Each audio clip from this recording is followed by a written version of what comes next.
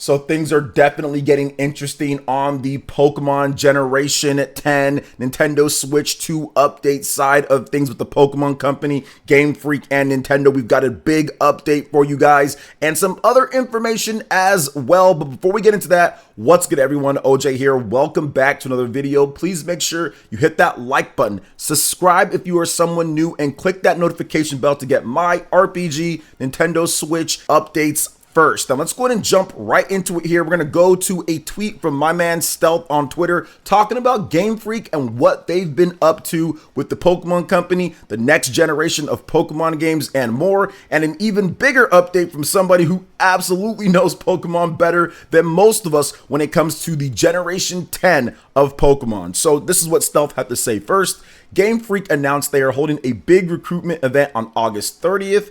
They are looking for planners, designers, programmers, artists, and more. Game Freak only has around 200 to 250 employees. Considering the series they manage, it isn't enough. Neither is the time they have to release games. Stealth followed that tweet up by saying, "This isn't an event for college graduates, which is separate. This is a mid-career event. They're asking recruits to have at least 3 years of experience. Pokemon Legends ZA is on the horizon, but they have to start getting ready for Gen 10 too." Now, that's the interesting thing here. He said start getting ready for Gen 10. And this is where Mr. Joe Merrick, the Pokemon master, Cerebri.net, this guy, he's all things Pokemon. He's definitely in tune with when the Pokemon games are being developed and everything. So this guy knows what he's talking about. And Mr. Merrick had this to say: "You know, Gen 10 dev likely started in 2022, right? They're not getting ready for it. They'd be at least halfway through now.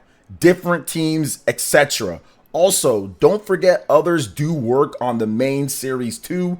Pokemon CG Studio often has upwards of 200 people in itself working on things." So essentially what's going on here is that there is a bit of a misconception, but also there's some truth to it, that the Pokemon Company, Game Freak, they don't have enough people to make the games because there's only the 200 plus or so core Game Freak employees. But that doesn't necessarily count some of the outside entities that help and work on the main series of games. It's not like it's just only 200 people or so, and they're so understaffed to the point to where nobody's working on it but them, and that's the reason why the games have these issues. So he did want to come in and say, well, wait a minute, hold up here. They've got some other people also working on things. But I do feel that there is truth in that they don't get enough time in order to make the type of games that they need to make. And on top of that, they went their whole existence making games for smaller powered portable devices. And now when you move up to the Nintendo Switch, obviously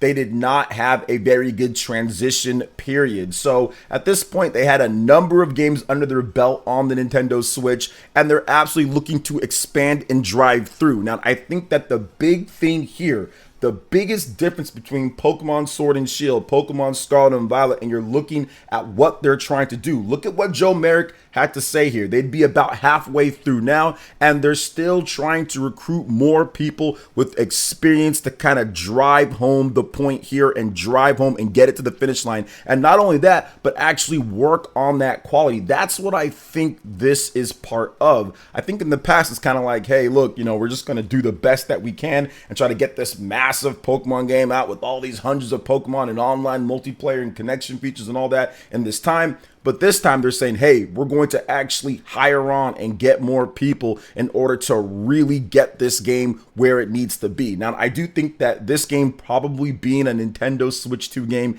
maybe it's cross-gen. I mean, I'm not exactly sure how it's going to go down if you're looking at the development cycles, if they're going to take a bit more time than usual or not when you're lining up with Nintendo's next system and the install base of that next system. The Pokemon Company likes to wait a little bit when the install base is a little bit more mature before they put out the next big generation of Pokemon. They did it with the Nintendo 3DS. They did it with the Nintendo Switch. So I would guess that they're going to do the same thing here. So this could be a Switch and Switch 2 type of thing. And I'm guessing that this recruitment and everything, since you do need experience, they're trying to make sure that they have all of their bases covered. So maybe it's Nintendo Switch and then later patch for Switch 2, but we're going to have to wait and see on that. But Mr. Merrick is absolutely right. if you're looking at the generations and when they're doing things, they're not just getting ready for Generation 10 right now. And I think Stealth kind of meant that. He just meant that, hey, they're working on it. But I think that we need to be clear in terms of exactly how the games are developed. So Pokemon Scarlet and Violet came out back in 2022. So when it comes to Pokemon, you got to start getting ready for that next generation. The cards, the anime, all the different licensing and merchandise, it doesn't stop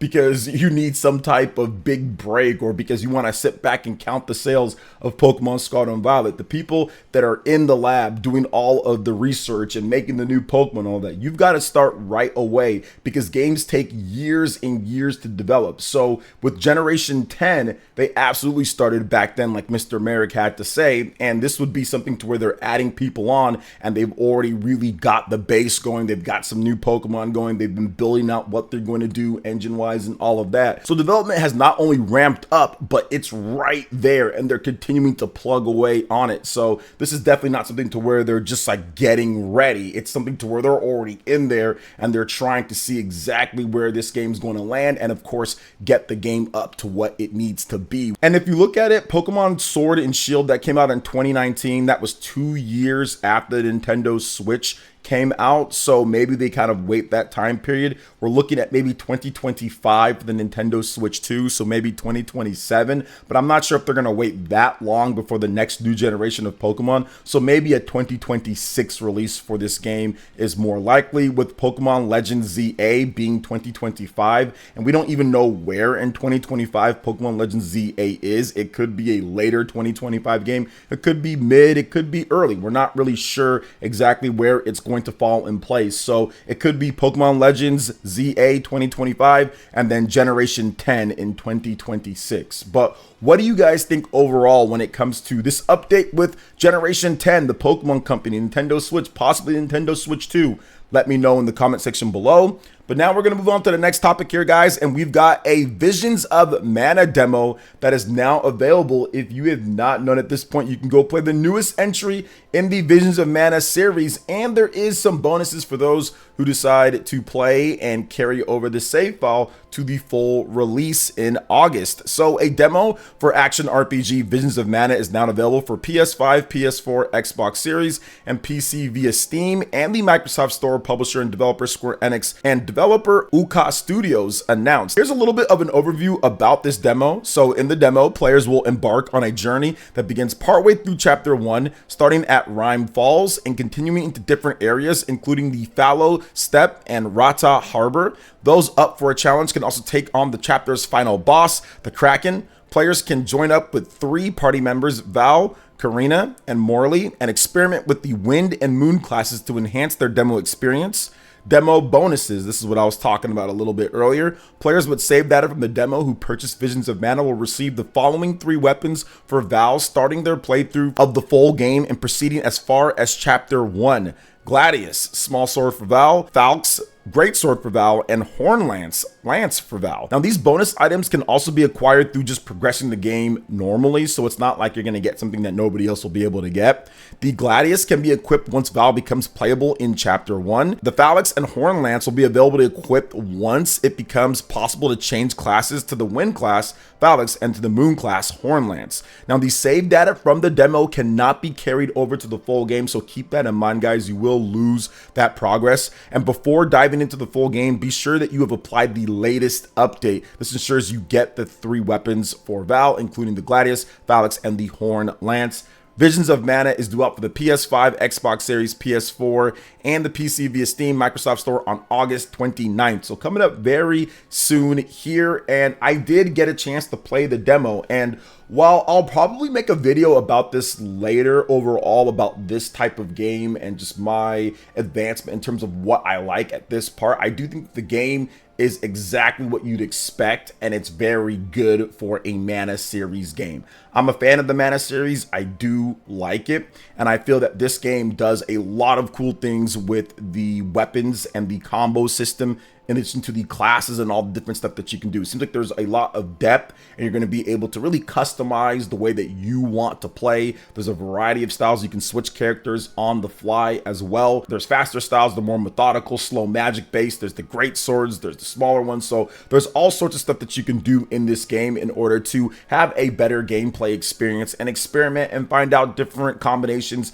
that you like the most. Now, it was a bit easy overall from what I played, but I'm hoping that there's going to be some different difficulty levels as well. They didn't put any in the demo here, but I'm hoping that once you get to the full release, they'll have like an easy, normal, and hard. I do think that this game, the normal difficulty will probably be a little bit too easy for a lot of experienced RPG players out there, so I'm hoping that they actually have a harder difficulty mode for people out there. Otherwise, I think it might be a little bit kind of on the easy side, but once again, we're gonna have to wait and see. Overall, Visions of Mana looks great, runs great. I played it on PS5, played it on PC. I thought it was cool. I didn't finish completely the demo. I know there's the Kraken boss, and I've seen it, and yeah, there's some certain strategies you can do to just body that thing. But overall, I think that it's solid. I think that it's going to be a solid, good game. I do think that people, if you're interested in the Mana series, this is a great place to start. You don't have to play all the other Mana games in order to play this one. It's got new characters, new locations, new areas, new weapons, new all sorts of stuff, new stories, so you don't have to play the other ones. So if you want to get ready, you can play Trials of Mana. That's on Nintendo Switch, even though Visions of Mana isn't on Nintendo Switch, or it's not going to be on Nintendo Switch. You can play Trials of Mana,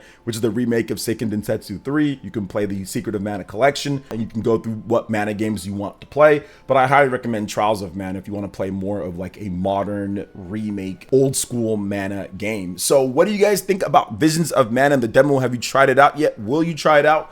Let me know in the comment section below.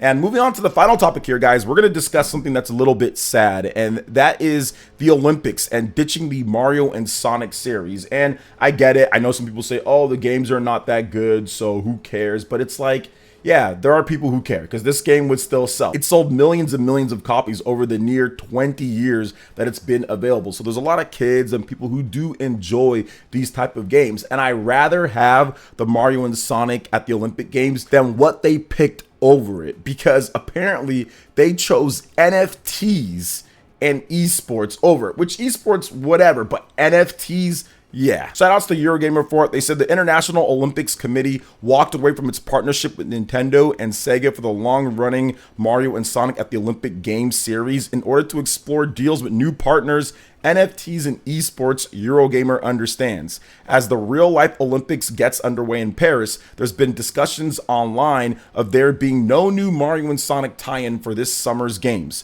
for the first time in almost 2 decades. Speaking with Eurogamer, a veteran behind the series has now said that the decision to end the popular Mario and Sonic franchise rested with the IOC, which chose to not renew its licensing deal with Nintendo and Sega and allowed it to lapse in 2020. The last one that we got was Mario and Sonic at the 2020 Olympic Games. That was the Tokyo 2021.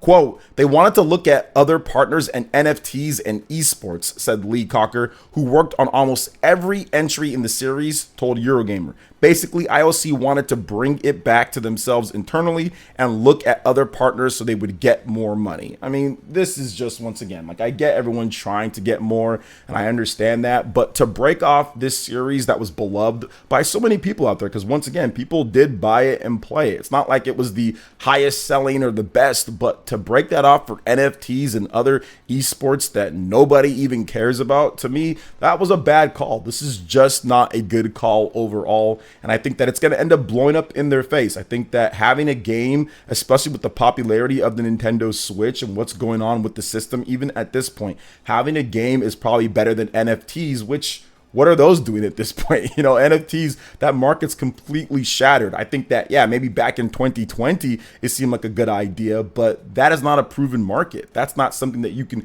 hang your hat on and say, okay, yeah, that's going to be around for forever. Whereas video games have been around for decades and decades and decades and have been a big business for decades. So that seems like the more sure bet to me than banking on NFTs that are not proven at all. But hey, it is what it is. Obviously, they didn't care too much about the partnership, because after nearly 20 years, they're saying, oh, we're good letting it lapse in 2020. So what do you guys think about this overall when it comes to Mario and Sonic at the Olympic Games not being anymore? Maybe they finally make a real Mario and Sonic crossover. I think that this could actually turn into something positive, right? Like we have Mario and Sonic, which we usually get for a crossover, but now maybe Nintendo and Sega say, hey, you know what? Maybe it's time for a real Mario and Sonic crossover, like a cool RPG crossover, a cool platformer action adventure game crossover. I think that would be awesome. So if something incredible is birthed from the stupidity of the IOC and the Olympics in chasing NFTs,